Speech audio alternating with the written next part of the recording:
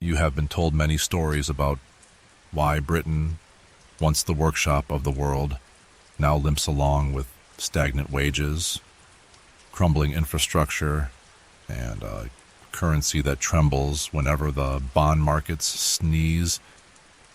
You have heard about Brexit, about austerity, about North Sea oil running dry, about politicians who couldn't run a bath, let alone a country. Those things matter, but they are symptoms, not the disease. Tonight we are going deeper, far deeper, to a wound that was inflicted long before most of us were born, a wound that never closed, and that quietly bled the British economy of its vitality across 3 generations. The real reason Britain's economy collapsed is not what you think. It is the slow, excruciating unwinding of the greatest imperial wealth extraction machine the world has ever seen, and the devastating truth that when the machine finally stopped, almost nobody in power understood how to live without it. To understand what broke, we must first understand what was built and how completely the British economy, right up until the middle of the 20th century, was structured not around domestic productivity in the way we now imagine, but around the systematic expropriation of wealth from a quarter of the planet's surface. This was never merely a political empire. It was an economic organism, a vast circulatory system with London at its heart, pumping out manufactured goods, capital, and naval power, and pulling back raw materials, taxes, profits, and tribute on a scale that dwarfed anything before or since. The statistics still stagger. At its Edwardian peak, Britain invested more capital overseas than the entire domestic capital stock of Germany and France combined. By 1914, British investors held roughly 46% of all international securities in existence. The invisible earnings from shipping, insurance, and financial services alone covered the entire import bill for food and raw materials that kept the population fed. In other words, the average British worker in 1900 could enjoy a wage higher than his German or American counterpart. No tea because British factories were dramatically more efficient, they weren't, but because a hidden river of imperial tribute was flowing into the city of London and being redistributed, in part as higher wages and lower taxes at home. This was the secret of Victorian prosperity.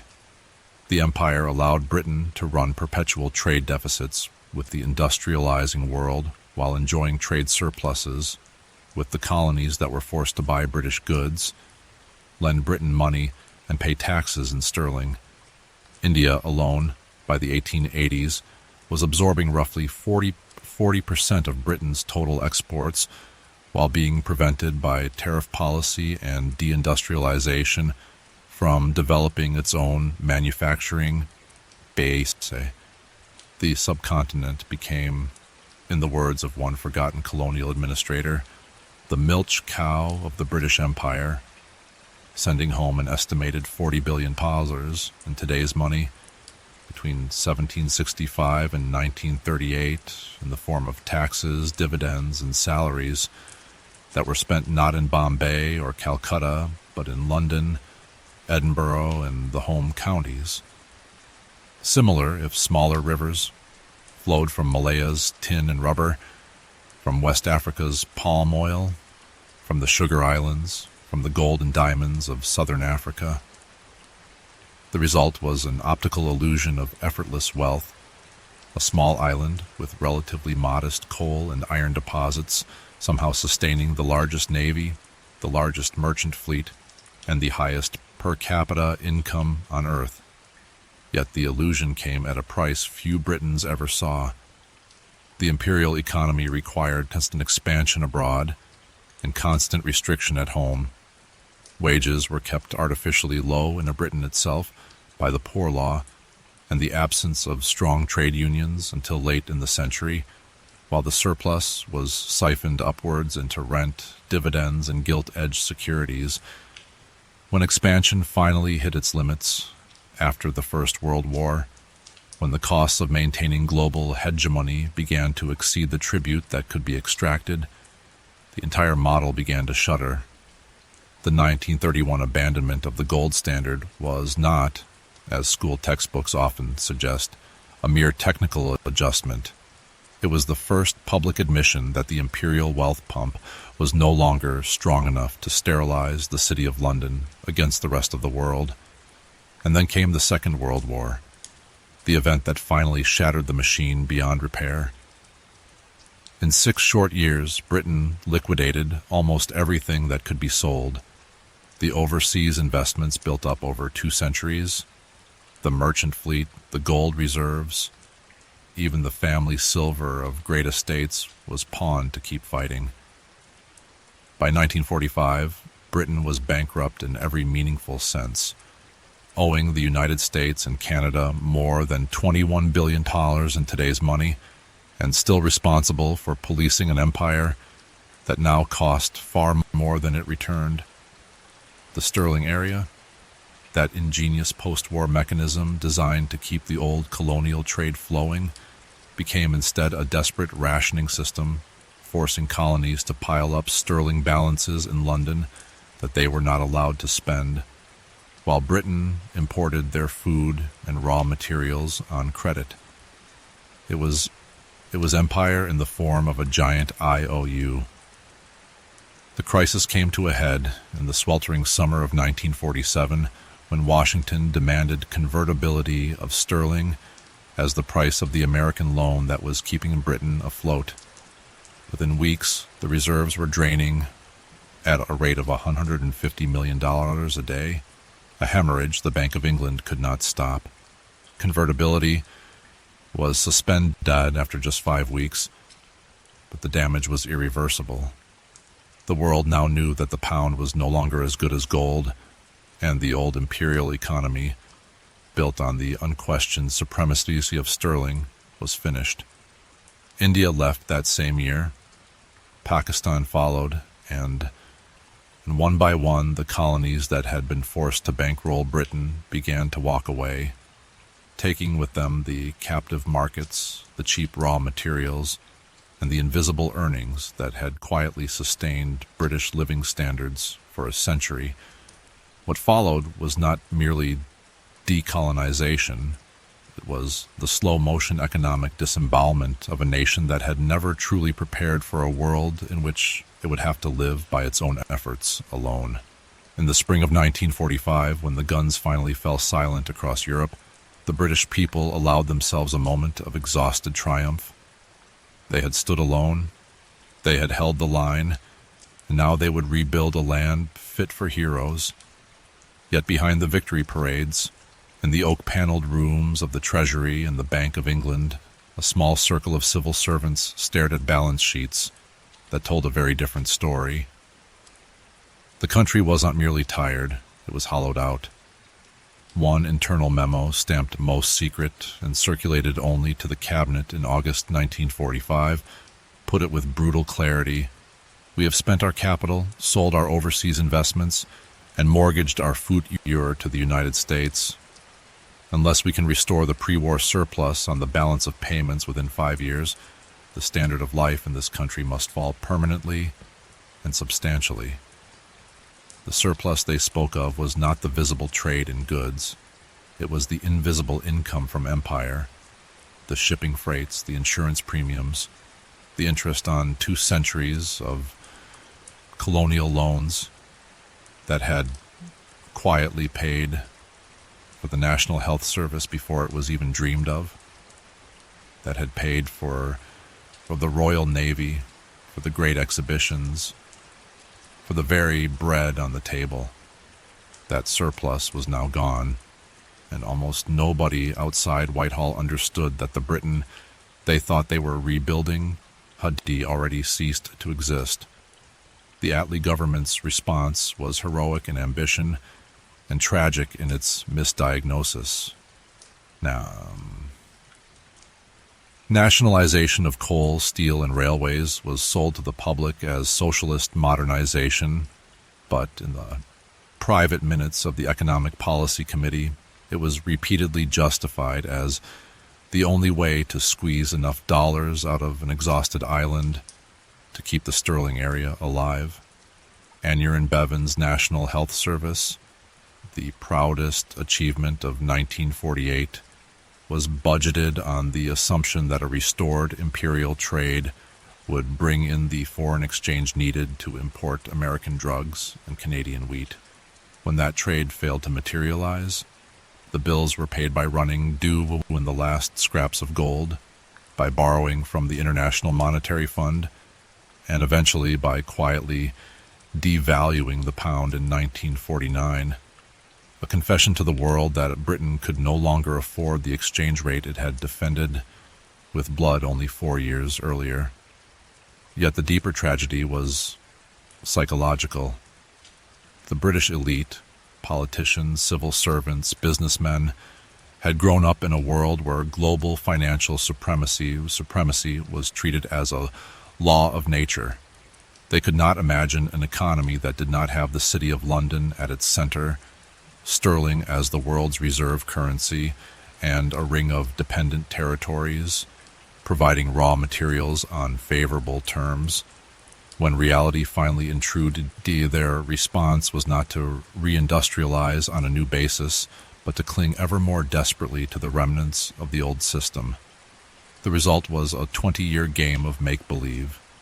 The Suez invasion of 1956, ostensibly about a canal, was in reality the last imperial attempt to show that Britain could still dictate terms to the sterling area.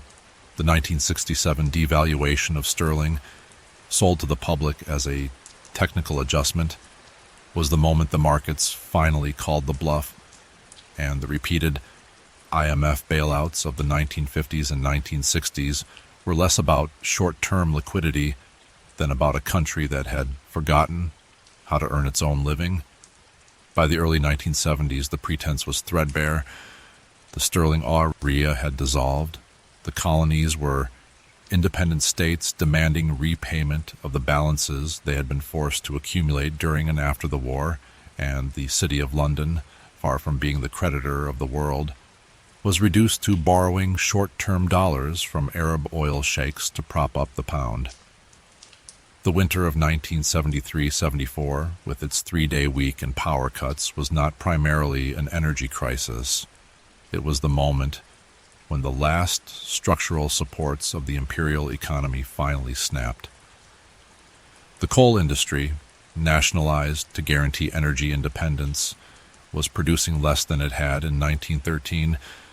The manufacturing base, once protected by imperial preference, had been hollowed out by decades of underinvestment, and the balance of payments deficit reached levels that would have been unthinkable before 1939. When the miners struck, they were not merely asking for higher wages. They were the last organized remnant of an industrial working class whose bargaining power had once been underpinned by empire-wide profits, and now they were bargaining with a government that had nothing left to give. The humiliation of 19th when Britain became the only developed nation ever to be bailed out by the International Monetary Fund is usually remembered as a Labour government's failure. In truth, it was the final act of a drama that began in 1945.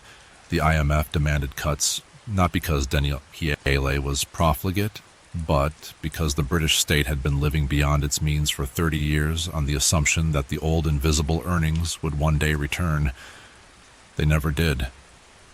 The North Sea oil that began flowing in 1975 bought a decade's reprieve, but it also masked the deeper atrophy. Instead of using the windfall to rebuild manufacturing capacity, successive governments used it to finance tax cuts and prop up the pound, while the City of London quietly reinvented itself as an offshore entrepot for global hot money, a role that required no factories, no shipyards, and no empire, only deregulated banks and a blind eye from regulators. And so we arrive at the great inversion, the same square mile that once extracted tribute from a quarter of humanity now survives by managing the wealth of Russian oligarchs, Gulf sovereign funds, and American hedge funds. The docks that loaded Manchester cotton onto clippers bound for Bombay now host television studios and overpriced flats. The country houses built with indigo profits from Bengal are owned by hedge fund managers who have never heard of the permanent settlement of 1793. The empire did not merely end, it was quietly privatized, its financial architecture repurposed for a world in which Britain is no longer the creditor but the debtor, no longer the rule maker but the rule taker. For a brief moment in the 1980s, it looked as though Britain had discovered the philosopher's stone. Black gold was gushing from beneath the seabed at a rate of 2 million barrels a day, and the treasury's coffers filled faster than any colonial tribute had ever done. Between 1910 and 1988, North Sea oil generated roughly $166 billion in today's money, enough to erase the balance of payments deficit, finance sweeping tax cuts, and underwrite the most radical restructuring of the British economy since the Industrial Revolution. Margaret Thatcher and her advisors spoke openly of an economic miracle, and for once the numbers seemed to agree. Unemployment was falling, inflation was tamed, the pound soared, and the city of London, newly unshackled by the abolition of exchange controls in 1979 and the Big Bang deregulation of 1986, found itself at the heart of a global financial revolution that appeared to promise permanent prosperity without the inconvenience of factories, shipyards, or empire. What very few people noticed at the time was that the oil windfall was being used not to heal the structural wounds left by imperial retreat, but to cauterize them, to burn away the patient rather than cure the disease. Manufacturing, already weakened by decades of underinvestment and an overvalued petropound, was allowed to collapse at a speed that stunned even contemporary observers. Between 1979 and 1990, British manufacturing output fell by nearly 20%, and employment in the sector halved from 7.1 million to 3.8 million. Entire regions, the West Midlands, the Northwest, South Wales, Central Scotland, were economically eviscerated in less than a decade. The Treasury's own internal calculations, later released under the 30-year rule, show that ministers were explicitly warned in 1980 that an oil-driven exchange rate above $2.40 would render two-thirds of British manufacturing uncompetitive. The exchange rate touched $2.46 in early 1981, and the warnings were filed away. The doctrine was simple. If manufacturing could not survive the strong pound, it did not deserve to survive at all.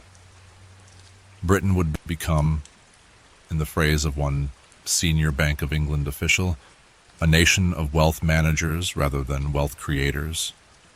The human cost of that doctrine is still written in the physical landscape of Britain. Towns that had produced locomotives, textiles, ships, and machine tools for 2 centuries were told that their comparative advantage now lay in call centers and retail parks. The social consequences, rising male suicide rates, the explosion of heroin use in former mining communities, the quiet despair that settled over generations, were treated as an unfortunate but necessary price of modernity. Yet the economic consequences were equally profound and far less discussed. By deliberately allowing the tradable goods sector to shrink, Britain locked itself into a new and dangerous dependency, the dependency on perpetual capital inflows to finance a chronic current account deficit. The imperial economy had once balanced its books by extracting real resources from the periphery. The post-imperial economy would balance its books by selling claims on its own future, shares, bonds, office blocks, football clubs, and eventually entire utilities, to anyone abroad with surplus dollars, marks, or yen. The City of London, freed from the last vestiges of post-war capital controls, became the perfect conduit for this transformation. Foreign banks poured in, first American, then Japanese, then continental European, drawn by light-touch regulation and the convenient time zone between Tokyo and New York. By the year 2000, the United Kingdom was running the largest current account deficit of any major economy, as a share of GDP, regularly exceeding 5% and occasionally touching 7%. Economists reassured themselves that this was the natural privilege of the world's premier financial center. Britain was simply borrowing short and lending long, maturing into a sophisticated rentier economy. What they rarely admitted was that the rentier in question was no longer British. By 2010, over half the equity traded on the London Stock Exchange was owned by foreign institutions. BY 2020 foreign investors owned more than 56% of UK government debt. The country that had once lent to the world at 3% now borrowed from the world at whatever rate the bond markets felt like charging. The financial crisis of 2008 exposed the fragility of the new model with merciless clarity. When the global money markets froze, Britain discovered that its banks were not merely large, they were catastrophically large. The balance sheet of Royal Bank of Scotland alone peaked at roughly 140% of British GDP, larger than the entire economy it was supposed to serve. The bailouts that followed cost the taxpayer £1.2 trillion in loans and guarantees, and the Bank of England was forced to create £895 billion of new money under quantitative easing between 2009 and 2021, more electronic sterling than had existed in the entire previous history of the currency. The result was not hyperinflation, as some feared, but a slow-motion transfer of wealth from wage earners to asset owners that has continued ever since. House prices in London and the southeast detached themselves from British incomes and began tracking global liquidity instead. A generation discovered that the only reliable way to accumulate capital was to inherit it or marry it, and the regions that had lost their industries in the 1980s now lost their young people to the capital's inflated property market. By the time the Brexit referendum arrived in 2016, the economic geography of Britain had become a country divided against itself. A supercharged global financial hub surrounded by a ring of towns and cities that had never recovered from the deliberate destruction of their industrial base 35 years earlier. The vote to leave the European Union was many things: cultural, constitutional, generational, but economically it was the howl of the periphery against a center whose prosperity no longer seemed to belong to the country as a whole. The tragedy is that both sides of the argument were, in their different ways, correct. Remain argued that the city needed frictionless access to European markets. Leave argued that decades of European integration had done nothing to arrest the hollowing out of provincial Britain. Neither side grasped that the deeper cause of the fracture lay not in Brussels, but in the long aftermath of empire, a nation that had spent the previous 70 years living first on the memory of imperial tribute, then on North Sea oil, and finally on borrowed money channeled through an offshore financial center that happened to be located on British soil. By the second decade of the 21st century, the British economy had settled into a pattern that felt, to most of its citizens, both permanent and inexplicable. Productivity growth, the quiet engine T had is supposed to raise living standards year after year, had flatlined since 2008 at levels barely above zero, the longest stagnation since the Industrial Revolution itself. Real wages for the median worker, having already failed to regain their 2007 peak by 2022, were now lower than they had been in 2003. The pound once the global symbol of unquestioned creditworthiness, now lurched from crisis to crisis, crashing 15% in a single afternoon in September 2022, when the markets decided that a British chancellor had finally lost her mind. And yet in the same years, the City of London continued to swell. Gross value added in financial services reached £211 billion in 2023, more than the entire economic output of Scotland and Wales combined, while the square miles bonus pool alone exceeded the annual GDP of Iceland.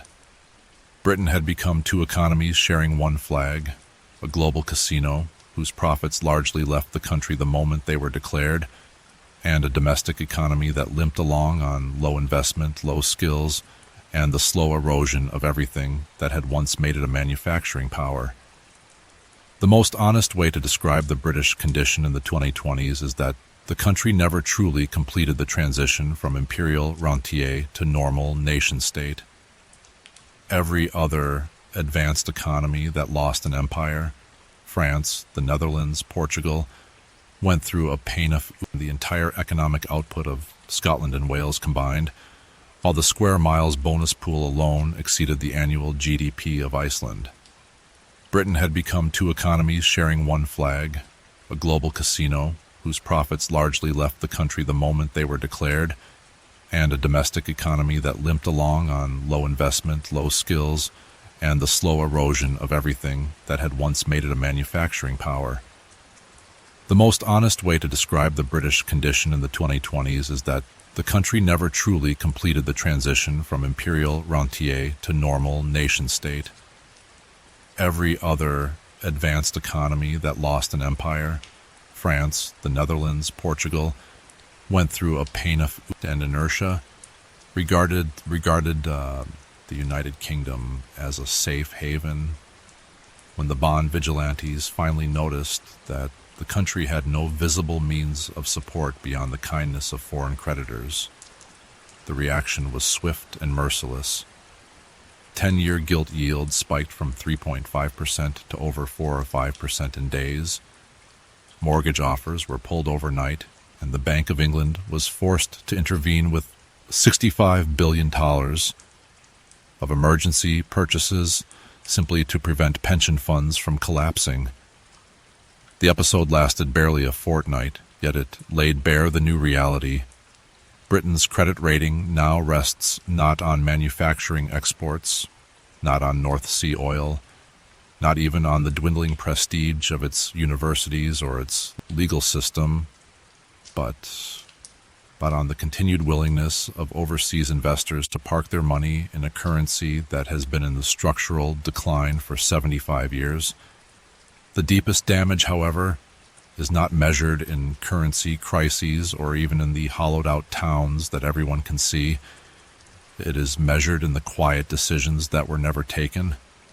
The decision not to build a sovereign wealth fund with North Sea revenues in the 1980s, when Norway was carefully salting away every surplus krone. The decision not to create a national investment bank on the German or Japanese model after 1945, when the need for patient capital was obvious to every serious observer.